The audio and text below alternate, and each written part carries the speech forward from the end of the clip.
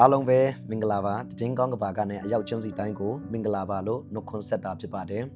အစာရှောင်ရခြင်းရဲ့အကြောင်းရင်းနဲ့ပတ်သက်မှနှုတ်ပတ်တော်အနေငယ်ကိုဒီဖွင့်ပြချက်ကိုဝင်ငှချင်တာဖြစ်ပါတယ်ဒီအစာရှောင်ရခြင်းရဲ့အကြောင်းရင်းနဲ့ပတ်သက်မှဝင်ငှတဲ့အခါမှာဒီဖွင့်ပြချက်ကဘုရားခင်ကကျွန်တော်ဖွင့်ပြပေးတဲ့ຢာလေးမဟုတ်ဘူးဖြစ်ပါတယ်ဒီဖွင့်ပြချက်ကတော့ကျွန်တော်ဝိညာဉ်ဖခင်ကြီး Prophet Jubel Inje ကိုဖွင့်ပြတဲ့ဖွင့်ပြချက်ဖြစ်ပါတယ်ဒီຢာတွေကိုကျွန်တော်ဘယ်လိုသိရှိရတယ်လဲဆိုရင်တော့ဒီ Spirit Embassy မြန်မာအသင်းတော်ကိုဦးဆောင်နေတဲ့ဘုရားလိုဝိညာဉ်ကောင်းဆောင်ပေါ့နော် Engineering အဖြစ်ကနေတဆင်ပြီးတော့ကျွန်တော်ဒီအစာရှောင်ရခြင်းရဲ့အကြောင်းရင်းနဲ့ပတ်သက်မှကျွန်တော်နားလေတဲ့ဖွင့်ပြချက်ကိုကျွန်တော်မြန်မာနိုင်ငံမှာဝိညာဉ်ရေးရမှာတောက်လောင်နေတဲ့ fire ဖြစ်နေတဲ့လူတွေကိုဒီဖွင့်ပြချက်ကိုကျွန်တော်ပြောပြချင်တာဖြစ်ပါတယ်အဲ့တော့ဒီအစာရှောင်ရခြင်းအကြောင်းရင်းနဲ့ပတ်သက်ပြီးမှဝင်ငှတဲ့အခါမှာတချို့တွေကလက်ခံတဲ့သူရှိမယ်မလက်ခံတဲ့သူလည်းရှိမယ်။ဘာကြောင့်လဲဆိုတော့ကျွန်တော်တို့ရဲ့အာရှဆိုတာအာရှနိုင်ငံမှာဒီအာရှတိုင်းမှာရှိနေကြတဲ့သူတွေအားလုံးကဒီဘာဖြစ်လဲကိုယ့်ရဲ့ခံယူချက်ကိုယ့်ရဲ့ဖွင့်ပြချက်နဲ့သူရက်တည်ကြတာဖြစ်တယ်ပေါ့နော်ကိုယ့်ရဲ့ယူပါယုံကိုယ့်ရဲ့အသင်းတော်ကိုယ့်ရဲ့ဖွင့်ပြချက်နဲ့သူမတရက်နေကြတာဖြစ်တဲ့အတွက်လက်ခံခြင်းတဲ့လူရှိမယ်မလက်ခံတဲ့သူရှိမယ်ကျွန်တော်ကတော့ဒီကမ္ဘာ Prophet Jubel Inje ရဲ့ဖွင့်ပြချက်ကိုကျွန်တော်ပြောတာဖြစ်ပါတယ်အဲ့တော့ဒီအစာရှောင်ရခြင်းနဲ့ပတ်သက်ပြီးမှဘယ်လိုလဲဆိုရင်တော့တချို့တွေဆိုရင်ကျွန်တော်တို့အာရှမှာပေါ့နော်အစာရှောင်မှတချို့တွေဆိုဘာဖြစ်လဲအစာအိမ်နဲ့ဖြစ်တဲ့လူရှိတယ်အစာအိမ်ယောဂတွေအများပိုင်းဖြစ်ကြတယ်ဒီအစာရှောင်တဲ့သူတွေရဲ့တက်တာထဲမှာပေါ့နော်အဲ့တော့အစာရှောင်ရင် big take မရဘူးဖြစ်ပါတယ်အစာရှောင်ရင်တကိုးလဲဘာဖြစ်လဲမတိုးဘူးပြီးတော့အစာရှောင်ခြင်းကဘာဖြစ်လဲဆိုတော့ကိုယ့်ရဲ့ဇာတိကိုချိုးဖျက်တာတခုပဲဖြစ်ပါတယ်အဲ့တော့ကမ္ဘာ Prophet Jubel Inje ဝိညာဉ်ဖခင်ကြီး Prophet Jubel Inje ကဘာပြောလဲဆိုတော့လူတယောက်က24နာရီပေါ့နော်3ရက်ကျော်မှဆူတောင်းတဲ့သူကအဲ့လူတယောက်ကဘာဖြစ်လဲယူသွားပြီဖြစ်ပါတယ်။ဘာကြောင့်လဲဆိုတော့3ရက်ထက်ဘာဖြစ်လဲအစာရှောင်လို့မရဘူး။ဒီရနဲ့ပတ်သက်မှဘယ်လိုပြောရမလဲဆိုရင်တော့သူကခေါ်ထားခြင်းခံရတဲ့သူဆိုတာရှိတာဖြစ်ပါတယ်။ Okay မောရှေကိုခေါ်တာကဘာဖြစ်လဲရက်ပေါင်း40အစာရှောင်ဖို့ရတဲ့ဖျားခေါ်တာယောရှုကိုကြတော့အစာရှောင်ဖို့ရတဲ့မခေါ်ဘူးယောရှုကိုကြတော့ meditation လုပ်ဖို့ရတဲ့ဘာဖြစ်လဲခန္ဓာပြည်ဂျေရခေါနဲ့ခန္ဓာပြည်ဝန်သိမ်းဖို့အတွက်ဘာဖြစ်လဲသူကို meditation စင်ချအောင်မရမှာဖြစ်ပါတယ်ယေရှုရဲ့နေ့ရက်မှာလဲယေရှုကအစာရှောင်ရက်ပေါင်း40အစာရှောင်တယ်ပြီးတဲ့နောက်ပိုင်းမှာသူ့တပည့်တွေတခါမှအစာမရှောင်ဘူးဖြစ်ပါတယ်ဆိုလိုချင်တဲ့အရာကအခုတင်တဲ့ကျွန်တော်ရောက်နေတဲ့နေရာက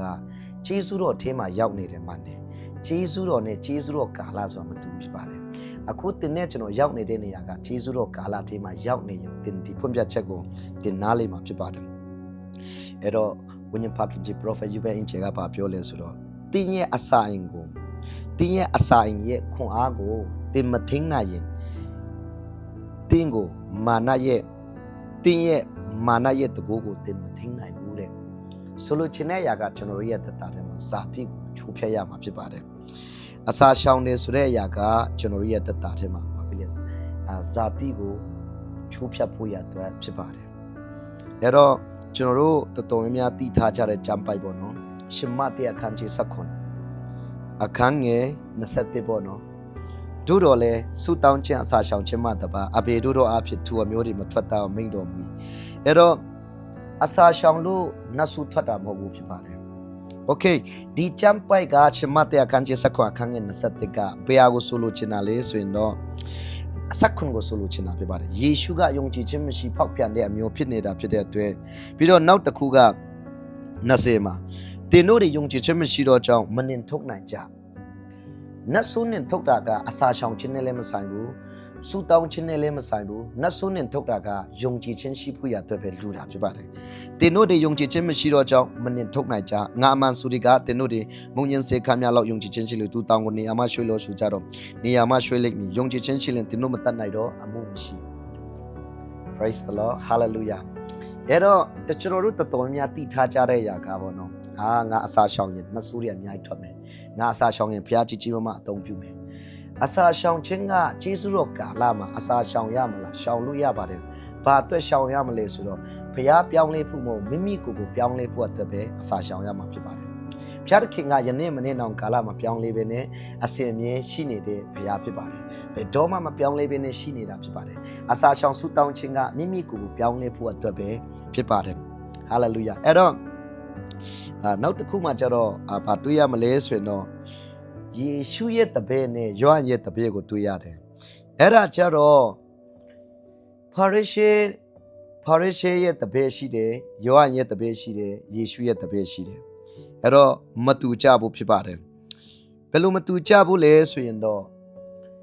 ယောဟန်ရဲ့တပည့်ကအစာရှောင်အဖန်တလေးလေးလုပ်တယ်ပေါ့နော်အဲ့ဒါကဘယ်မှာတွေ့ရမလဲဆိုရင်ရှင်မဿဲအခန်းကြီး9အခန်းငယ်14လောက်မှာ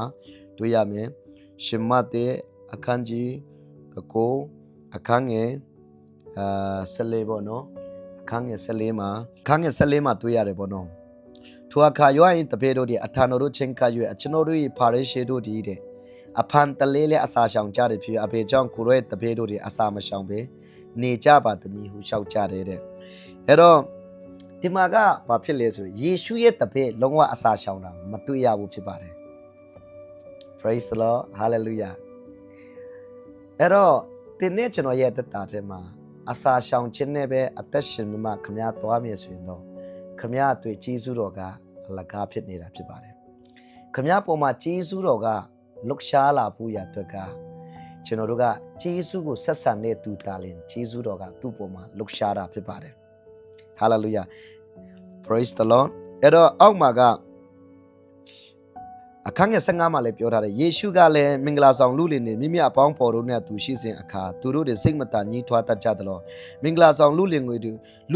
သူရဲ့အပေါင်းဖော်တို့နဲ့ခွာယူသွားတော့အချိန်ကာလရောက်လိမ့်မယ်ထိုအခါသူတို့တွေအစာရှောင်ကြလိမ့်မယ် Okay ဒီကျမ်းပိုက်ကိုတော်တော်များကျွန်တော်တို့တည်ထားကြတာကယေရှုရဲ့တပည့်ကယေရှုနဲ့ဝေးကွာတဲ့အခါမှာဆုတောင်းမယ်လို့ပြောတာဖြစ်ပါတယ်ဘာကြောင့်ယေရှုရဲ့တပည့်တွေကယေရှုနဲ့အတူရှိတဲ့အခါမှာပေတရုယောဟန်ယာကုပ်တို့ကလုံးဝအစာမရှောင်ဘူးဒါပေမဲ့ယေရှုကောင်းကင်ဘုံတက်သွားပြီးတဲ့အခါမှာဝိညာဉ်တော်မရောက်လာသေးတာဖြစ်တဲ့အတွက်သူတို့ဆုတောင်းခြင်းရှိတာဖြစ်ပါတယ်အဲ့တော့ဆေရက်ဆုတောင်းတဲ့အခါမှာသူတို့ပုံမှာဝိညာဉ်တော်တူးထိလာတယ်ဝိညာဉ်တော်တွန်းလောင်းလာတယ်ဆိုတဲ့အရာကသူတို့ကဘာဖြစ်လဲဆိုအဲ့ချိန်မှာကဆေရက်လုံးဘာလို့ဆုတောင်းလဲဆိုဝိညာဉ်တော်မစင်သက်လာသေးလို့ဖြစ်ပါတယ်โอเคဒီကနေ့မှာကျွန်တော်မေးချင်တယ်ကျွန်တော်ယုံကြည်သူညီကောင်မတွေကိုကျွန်တော်မေးချင်တာဖြစ်ပါတယ်တင်းရဲ့အထဲမှာဝိညာဉ်တော်ရှိပြီလားလူတယောက်ရဲ့တက်တာထဲမှာမတ်တရက်စေတာ revelation ဖြစ်ပါတယ်နှုတ်ပတ်တော်ဖွင့်ပြချက်ကလူတယောက်ကိုအရာအားလုံးကိုပြောင်းလဲစေတယ်လူမြောက်စေတာကနှုတ်ပတ်တော်စစ်မှန်တဲ့ဖွင့်ပြချက်ပဲဖြစ်ပါတယ်ဝါ hallelujah praise the lord အဲ့တော့ okay ယေရှုကကောင်းကင်ဘုံတက်သွားပြီမှန်ပြီ okay အခုယေရှုကဘယ်မှာလဲ hallelujah တင်ကမင်္ဂလာဆောင်လူလင်နဲ့အတူရှိနေသလား okay praise the lord ဒီဖွင့်ပြချက်ကိုရရင်တော့တင်းရဲ့တက်တာထဲမှာတကူစီထွက်လာမှာဖြစ်ပါတယ်အစာရှောင်လို့တကူထွက်တယ်အစာရှောင်လို့ဖျားသုံးတယ်ဆိုတဲ့အရာကနှုတ်ပတ်တော်ကြံပိုင်နဲ့မညီဘူးဖြစ်ပါတယ်ဂျေဇုတော်ကာလဆိုတာတကယ်ဂျေဇုကိုဆက်ဆံတဲ့သူတာလေဂျေဇုတော်ထဲမှာဘုရားကကြီးမားစွာအသုံးပြုတာဖြစ်ပါတယ်ဒါကြောင့်မို့ကျွန်တော်ဒီဝင်ငါတဲ့နှုတ်ပတ်တော်ကလက်ခံတဲ့သူတွေအတွက်ရမယ်လက်မခံတဲ့သူတွေအတွက်ကတော့အမျိုးမျိုးဖြစ်လိမ့်မယ်အခုကျွန်တော်ဝင်ငါတဲ့နှုတ်ပတ်တော်ကမကြိုက်တာဖြစ်စေကြိုက်တာဖြစ်စေကဘာမှာလူတွေအားလုံးတည်ထားတဲ့အာဗြဟံကနေရောက်မရှိဘူးဖြစ်ပါတယ်အာဗြဟံကတယောက်ပဲရှိတာဖြစ်ပါတယ်